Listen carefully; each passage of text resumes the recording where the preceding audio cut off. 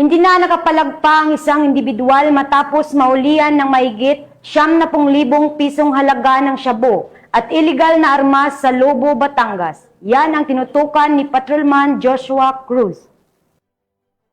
Ang individual sa Lobo, Batangas matapos isagawa isang search warrant operation ng pulisyan noong Nobyembre 19 taong kasalukuyan. Nakumpiska sa sospek ang illegal na baril at humigit kumulang 95,880 na halaga ng hinihinalang shabu. Kinilala ang sospek na si alias Nico, isang 30 taong gulang na lalaki, binata, walang trabaho at residente ng Barangay Pabrika, Lobo, Batangas. Isinagawa ang operasyon ng mga tauhan ng Lobo Municipal Police Station sa Barangay Pabrika sa pakikipag-ugnayan sa Philippine Drug Enforcement Agency.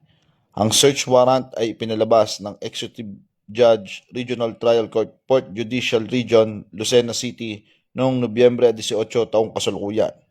Ang operasyon ay nagresulta sa pagka-aresto kay alias Nico dahil sa paglabag sa Republic Act No. 10591 at Republic Act No. 9165. Sa kasalukuyan, nakakulong ang suspect sa custodial facility ng Lobo Municipal Police Station habang inihahanda ang mga kasong isasampa laban sa kanya.